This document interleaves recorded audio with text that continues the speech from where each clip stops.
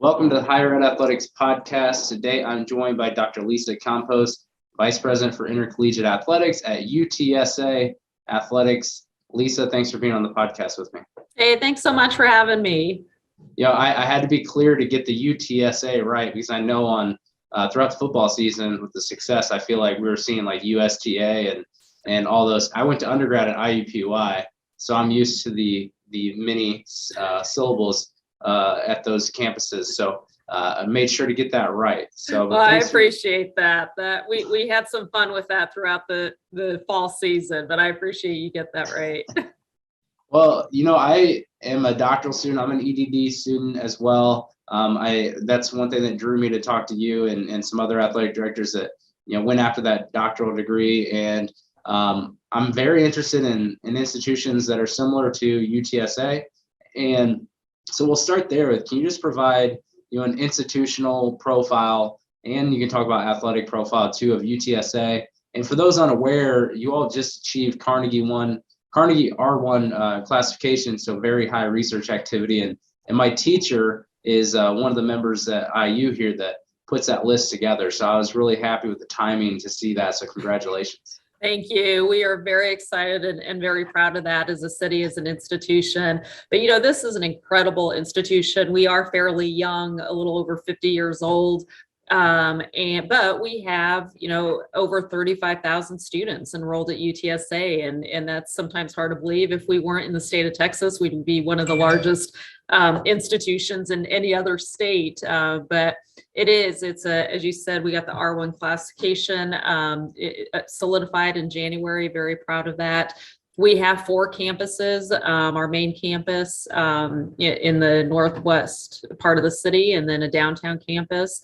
We have a couple other campuses and just continue to grow and have a visionary president and just a great institution to be at right now.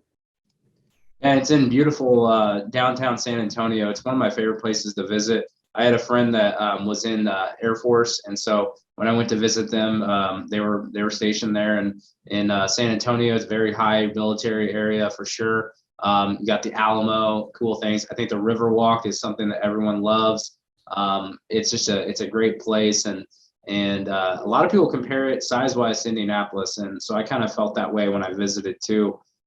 You mentioned that the institution is pretty young. I study IUPUI a lot. They're pretty much the same age. I feel like there's this trend right now with urban research universities that are younger, kind of catching up with older institutions regarding brand awareness and their athletic prowess. We're seeing most of the schools that went on to another conference, including yours, are these urban research universities located in cities. And I'm just kind of curious, what would you say are the benefits and then maybe the challenges for a D1 athletic department operating within a downtown city environment like San Antonio? Yeah, San Antonio is an incredible city. It's the 7th largest in the country. It doesn't feel like that. It feels very connected and relationship. And when you go back to the profile for UTSA, it is a Hispanic serving institution. One of the main reasons I wanted to work here is I worked at UTEP and NAU. But in terms of branding, and you're right. I mean, to have a young institution, there's a lot of potential.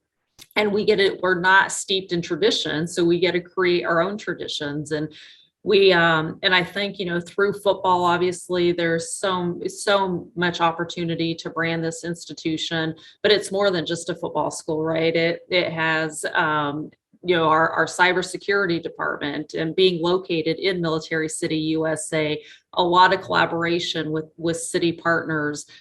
We have UT Health here, and it's a great sister institution of ours that we've partnered with on a medical side, a health side of things. So just a lot of great opportunities being in a city, in the 7th largest city in the nation, having an incredible university, like I said, with over 35,000 students. So a lot of great things going on here. And I may not have answered your question completely, but just I'm really proud of the things that we have going on.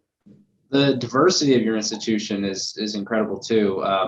It's one of the more diverse, populations of, I think Latino communities and just different I guess you would say, environment than a lot of the schools your size are used to when you look at the student profile.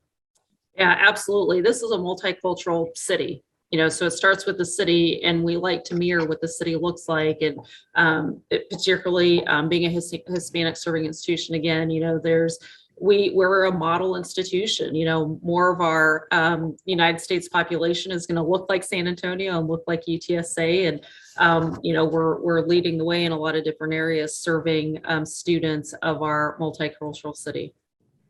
Well, you mentioned that you have UTEP experience in the UT system. Also, you worked for several years there in university and athletic administration roles that look like studying university systems, working at IU Bloomington in a doctoral program here. And I'm an alum of both IUPUI and IU. So I like to learn about the system level. I'm curious if you feel like being at another institution in the system helped prepare you for eventually becoming the AD at UTSA. And if so, in what ways do you think maybe that helped? Yeah, I think it helps some for sure. I got to know folks at the system level, understand their processes. More importantly, understood, both UTSA and UTEP are both, again, Hispanic serving institutions, really understood the mission of what those institutions are doing within the system. So I think for sure that helped in some ways. Obviously coming in and knowing a lot of the processes, whether it was from a campus or system perspective, whether it was from a dean of students perspective or an athletic perspective. So definitely, I think that helped in some ways. I also, one thing that stuck out to me was just thinking about the things you don't think about, like the computer systems, the budgeting systems, the compliance softwares, that a lot of the institutional level things you might not even think about. I got the easiest work email because I was an undergrad student in 2007. And so I got to go back and use my username, and I got 3 little initials, and everybody else has these. They couldn't even probably remember their email address for the first couple of weeks. So everyone asked me, how'd you get that? It's like, I've been around a while, just not at this campus. I agree. I mean, there's the board of trustees is the same, I believe, right? So everyone reports the same. So even if someone wanted to get used to how governance works, if you're at a system school, I would assume you get some type of experience. Obviously, different CEOs of campuses, I'm sure, but I always kind of wondered that. You also had a student affairs background, so your master's degree is in student affairs from Colorado State University, I believe, and you were an assistant dean of students at UTEP prior to transitioning to athletics. Was the original career goal actually to become an athletic director? Because I always find this question kind of fun to understand the background. Maybe walk us through what pivot point, or if that was always the goal.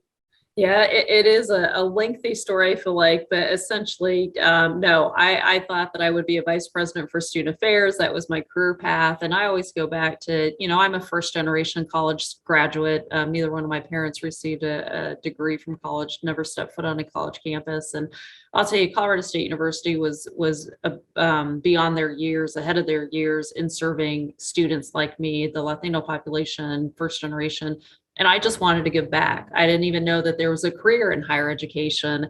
And for me, that was the support and the resources I received at CSU. I wanted to give back to undergrads who looked like me, who had the same experiences. So I enrolled in the Student Affairs and Higher Education program at Colorado State and was really fortunate. That was one of the best programs in the nation, still is. And had an opportunity to get some real life experience and did campus activities and then started doing some campus discipline and was a really respected program where I got hired as an assistant dean of students at UTEP right out of grad school and entered a world of understanding the underbelly of the university with campus discipline and had an opportunity to work with all facets of the university, whether it was Title IX office, police, faculty, staff, every aspect you could think of. I had an opportunity to work with everyone on a college campus. And so, no, my career path, my trajectory was to be a dean of students, eventually be a vice president for student affairs. And one morning, 4:25 in the morning, folks have heard me tell this story that my running partner, Stephanie Remp, who's now at LSU in athletics, she was in the athletics department and she was going to take another job in Oklahoma. And as we were running, she said, "What are you interested in maybe taking this job. And she was an associate AD at UTEP at the time. And I was like, why would I want to get into athletics? I love what I'm doing, and I don't know much about that world. And really, I owe a ton to Bob Stoll, who was the athletic director at UTEP, who took a chance on me with zero experience in athletics. I checked a lot of boxes for him. Young, hard work ethic, knew everybody on campus. And I was in El Paso, and El Paso is sometimes a tough place to recruit, whether it's students or student athletes or staff, faculty. And he knew I was there and loved being in El Paso and really embraced the culture there. And he said, Lisa, you'll learn it. You'll learn the job. You already have the tangible skills. You have the intangibles. You are so connected on campus. And on day one, I often laugh with folks that I think within the first week of being in athletics, with again zero experience, we had a compliance audit, and we were in the WAC at the time, and the compliance director, Patrick Hairston, came in and did an audit, and he used all these acronyms and all, just talk. I was like, I have no idea what this man is talking about. I don't know if I've chosen the right career path here. But I had mentors in student affairs, and a couple of my mentors, one was a vice president for student affairs at Hawaii Hilo, Keith Miser, who's unfortunately passed now. And then Cheryl Presley, who was at Boston College. I reached out to both of them and said, what do you think about this opportunity? Moving from student affairs to athletics? What if I absolutely hate it? What if it's not for me?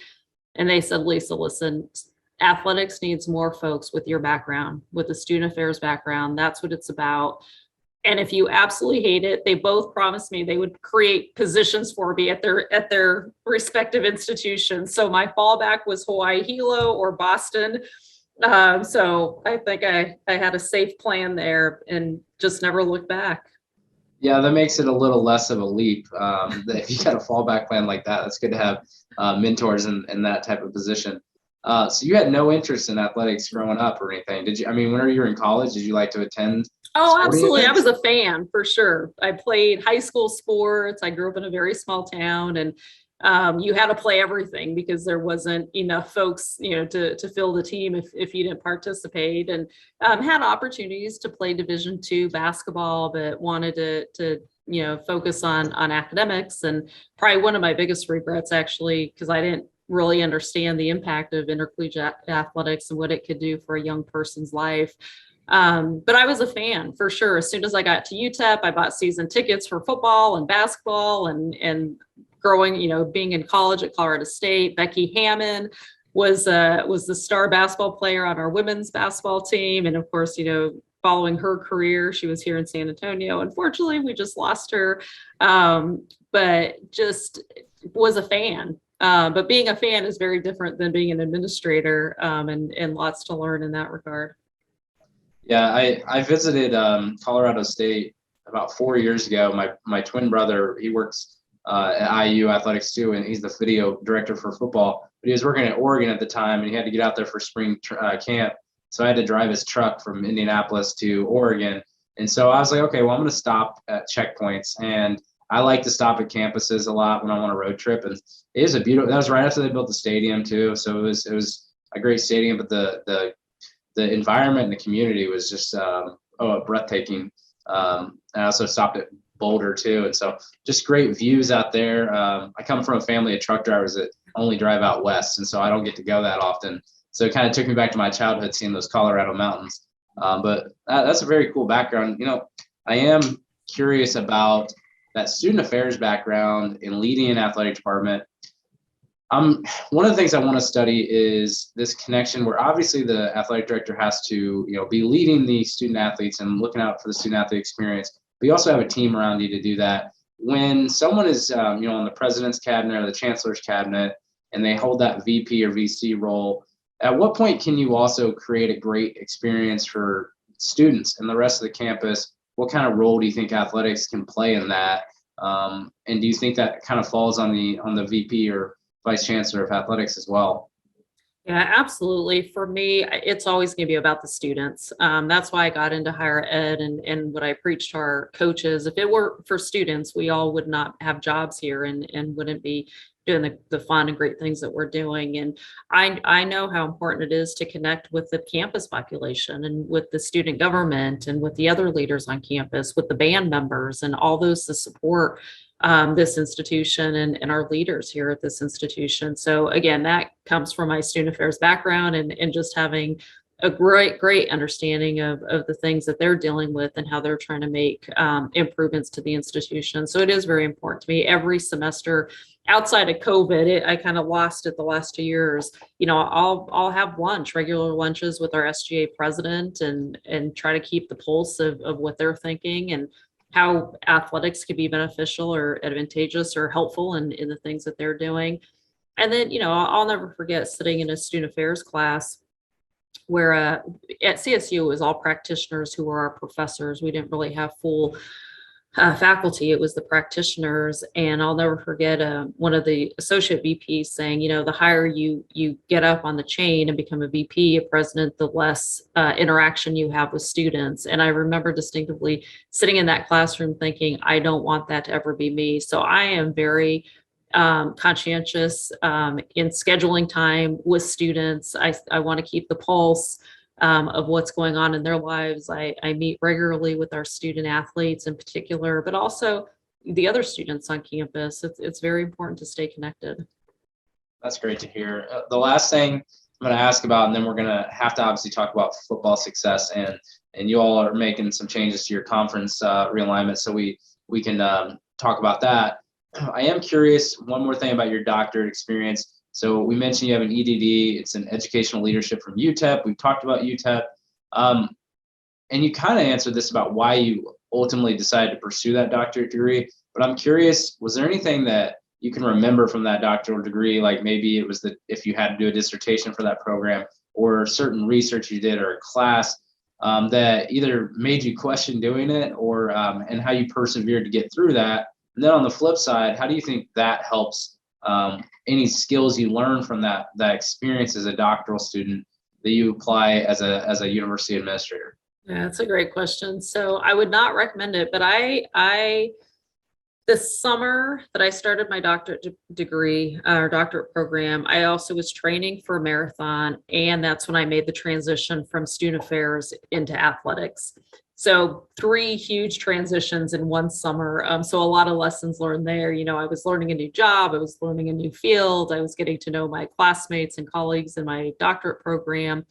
And then I ended up doing my dissertation in looking at student athlete academic cognitive variables and their prediction of success as it relates to graduation. And those again are the things that really excite me to see how we can again impact our student athletes and make sure that they are leaving with a degree in hand, and that's what they signed up to do. So I'd say, as it relates to my leadership and what I'm doing now, lots of lessons. I mean, anyone, as you know, going through a doctorate program, I mean, it's a lot of dedication and it's a lot of, you're learning a ton and you're getting to network with a lot of individuals. But it's perseverance and it's being resilient and it's getting through that dissertation and the research and the writing. And to do that all again in early years of changing my career, I think it just taught me a lot about myself and what I can do. I still have another year to figure out what I have to do my dissertation on and firmly decide. I know it's going to be on IUPUI and urban research universities and how they align with athletics.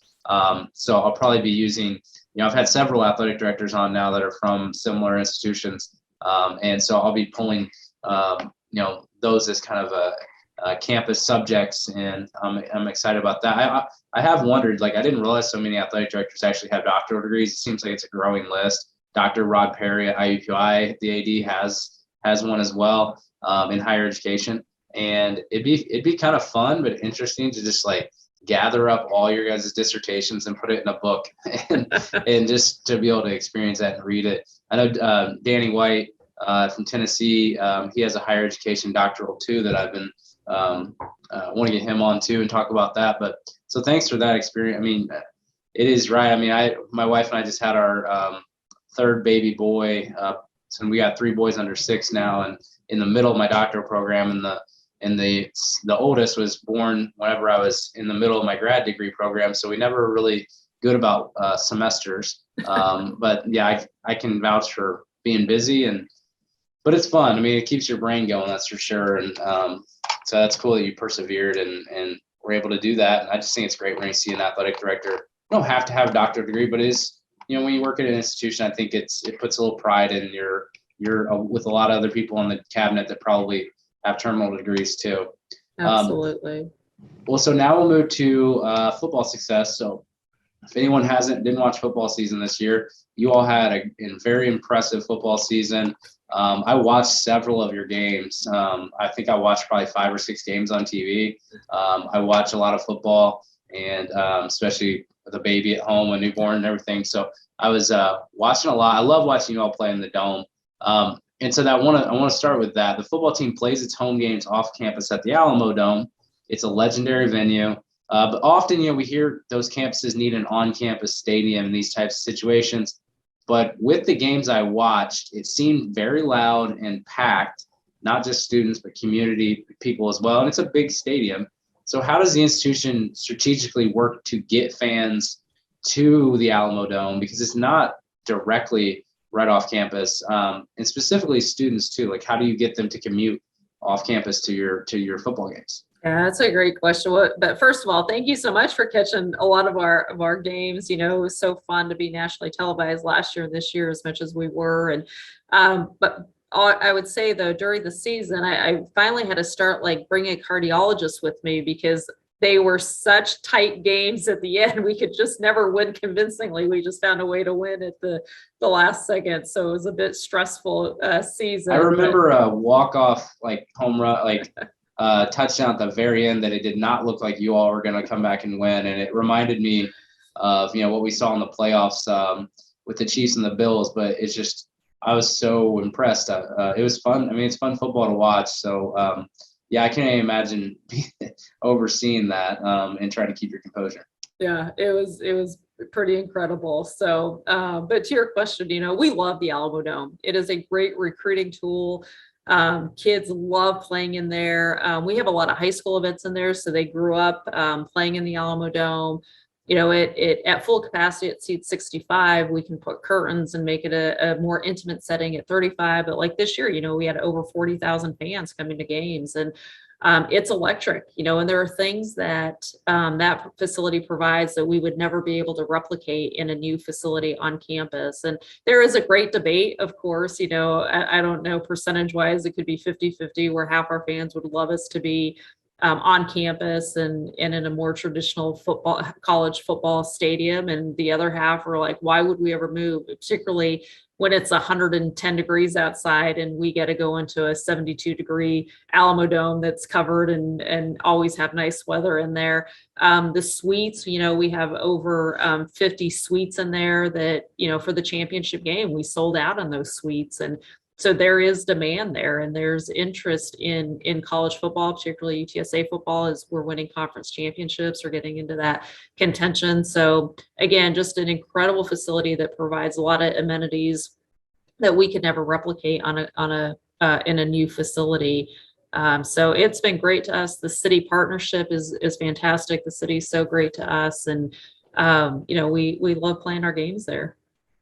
It reminds me of the RCA Dome that we used to have in Indianapolis until we got the Lucas Oil Stadium. But I love seeing an older but packed dome because it just gets so loud. It's but 40,000 plus fans. I mean, you're borderline NFL at that level with some of the stadiums, and so that's awesome. I want to switch gears a little bit with football too. There seems to be several long-term football head coaching contracts this year, and you all were one of the first ones with Coach Traylor in the 10-year range. Can you walk me through the reasoning, not necessarily for the dollar figure, but walk me through maybe the reasoning for longer year contracts than we've normally seen, and maybe share how institutions, you also maybe get some leverage there with protections and clauses when you stretch it out with those types of contracts. So maybe you can just explain the strategy, and is that maybe coming from the agency world or in the coaches world, or more the administrator role of like what you would actually prefer?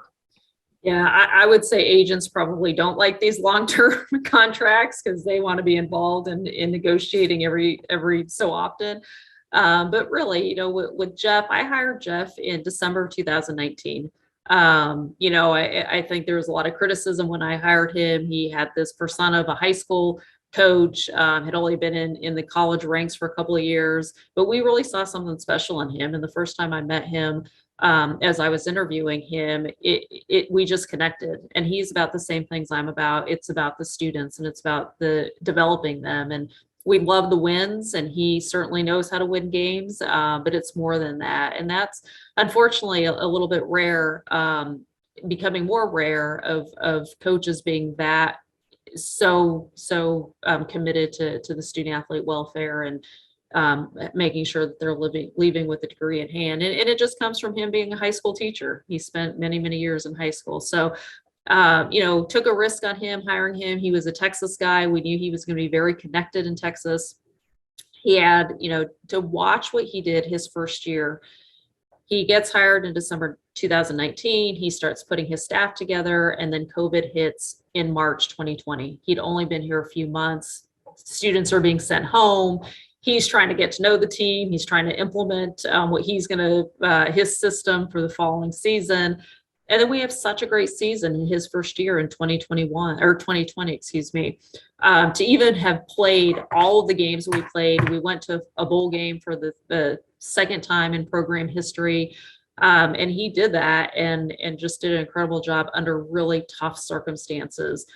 So we get through, what we were hoping was going to be a more normal year in 21. There's still COVID and we're still dealing with some things. But to watch his work ethic, to watch the way he connects with students, with staff, with the rest of the department, with the community, the guy does not sleep. He is full UTSA all the time. He's just very unique. He's one of a kind. And when you recognize someone like that, you want to do what you can to keep them. So we actually started conversations in the summer. I said, Jeff, let's not wait until you start getting recruited by other schools. Let's not wait until after the season. Like, let's start having these conversations now, because I want to know, what is it going to take to keep you? I didn't imagine 10 years at that point. That came more from Jeff. He kind of threw it out there and said, just sign me for 10 years and I'm yours. And I went to the president and said, let's do it. He's ready to sign for 10 years. And we negotiated through that, worked with his agents, and got him signed up for 10 years. Am I right though, that there is, say something happened, he wanted to leave or anything like that. With it being stretched out 10 years, does that give the institution more value in protection, I guess you could say? Yeah, absolutely. Especially during the early years. If we signed this during the middle of the season and he knew that at the end of the season, if someone else tempted him, it was going to be a lot of dollars to get out of that contract. And it continues like that for, very heavy in the first few years. Obviously, when he's shown a commitment like other contracts, it lowers throughout the years. But it was really important for this to be a partnership, not just for it to be one-sided, but for him to be making a commitment to us and us making a commitment to him. It'd be interesting to see if did we start a trend here where more contracts are like that, if they think they got their coach in different sports too, and maybe that's mutually agreed upon by both sides of it. You all made a change in your athletic conference, so maybe what the timeline is to joining the American Athletic Conference. Is that nailed down yet? I should have checked on that, but when are you all officially going to be moving to the American Athletic Conference? Yeah, still to be determined. No later than 2024, maybe as early as 2023. We still will be in Conference USA this upcoming, obviously the rest of this year and next year. And then we'll have more clarity soon about, is it 23 or is it 24 that we enter into the American. But that was, an incredible process to go through that. We're still very proud members of Conference USA. I've been in Conference USA when I was at UTEP and know all the staff who've been there for that long, and can't say enough great things about Judy and her leadership and the rest of the Conference USA membership. I'm curious what it's like going through the conference realignment as a sitting AD with all the noise, because I've told people like me asking you that question about the timeline. The Higher Ed Athletics podcast, practitioner driven. I'm not trying to get scoops here, so I just didn't know. But I am wondering, whenever you have like that noise of journalists or your supporters of your fans looking to predict and suggest where are we going to go and what if we get left out, what's it like going through that, and how do you kind of stay focused? Yeah, I learned very early that that you can't take yourself too serious, and you can't take the comments about what's happening on social media. And at the end of the day, you have the facts, or you at least have as many facts as you can, and you work through that with the president and with the board. And of course, I confided in many of our donors and leadership to get their thoughts about where they thought our best place was, and you take all that information. But it's a fast and furious process. And if even our staff and our coaches were scratching their head, where are we going? What's happening? And it's a very confidential and mysterious process as well, where I couldn't share a lot with them. And we just learn, the president and I were probably in, if not daily, every 2-hour conversations, giving each other updates, trying to get as much intel as possible of what, what may be happening and where we were positioned.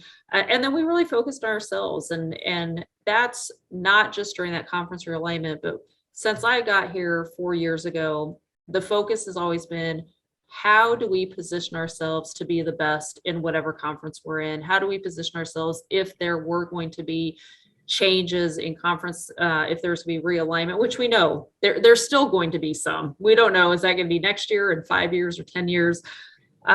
What all we could do is focus on, how do we best position ourselves to be ready for those opportunities, and hopefully be in the best seat. And 4 years ago, we put a strategic plan together. We recognized where our deficiencies were. We put plans together for that. We're addressing those areas, and we've had a return on that, and that helped us tremendously as this realignment was happening. Yeah, the way things unfolded, I think at the system level, I mean, you all could come out of this having 3 conference champions in different conferences now. I mean, if UTEP takes over the Conference USA, that's right. I think they're staying, and then Texas and you all. I mean, I bet the board would be pretty happy at their next board meeting. That's right. What are some of the behind the scene things that the department needs to do to prepare for that type of move? Because I had John Cunningham on from Cincinnati, about a month after their announcement to go to the Big 12. And he said, we're glad we have this long runway, similar to you all, of when to leave. I think I saw in another video interview with you that the Coach Traylor's contract amount was, valued into that of the new conference. And I'm sure other coaches are as well. That's what he was talking about Cincinnati. But what are some of those behind the scene things that maybe we're not traditionally thinking about that you have to change? And maybe that's why this takes so long. Right. Yeah. There's some obvious ones, such as, as we move into the American, we're going to have more production, which is great for TV exposure and visibility. But what does that mean? It means we need to upgrade our abilities and our capabilities, and whether that's with personnel, whether that's with equipment, whether that's with infrastructure. So there's some obvious things like that of how do we move forward. We always want to be competitive within conference. And when we look at the current members in the American, we're going to start comparing ourselves to where are the deficiencies, where we may be, getting a competitive disadvantage with those peers now, and doing a comparison like that, whether it's, personnel, whether it's strength and conditioning, whether it's the support services. So we need to understand, how do we continue to invest in ourselves to be competitive within conference, because that's really important. And then I'm sure there's going to be some unknowns that we haven't taken that deep dive into yet, that we're not even sure what that might look like. But there's definitely some obvious things, as we're making new coach hires right now. We know that the market in the American's different than the market in Conference USA. So we're being strategic with that as we make new coach hires, that we want to be in that same market with the American. So again, some of the obvious things, and then some of the things that we probably still don't know yet. Well, the last question I have, just sticking with the conference realignment part, this is probably an obvious, but it just seems to stick out with this latest round. The AAC is obviously a strong football league. Do you think it's imperative to have a strong football program in addition to a great school location to basically be sought after in this round of conference realignment? Meaning, if you all didn't have such a successful football season, would it have made it less likely that you would have been sought after by the AAC, in your opinion? Yeah, football is so important, particularly as it comes to the TV contracts and the TV money and for conferences. So having either a really successful football program or showing the investments that you're going to make in football, right? And we had both. We have 2 years of tremendous growth in football, and we were able to present to the American other investments that we're making. We demonstrated that in how we're paying Coach Traylor and his assistant coaches, and not even just with football, but with our men's and women's basketball programs and volleyball, that we're looking at a facility upgrade for those programs in terms of training. So definitely having the success right now was important, but I think as important was demonstrating the commitment that we're making. Dr. Lisa Campos, Vice President for Intercollegiate Athletics at UTSA. Thanks so much for being on the Higher Ed Athletics podcast. It's been fun. Thank you so much. I appreciate you.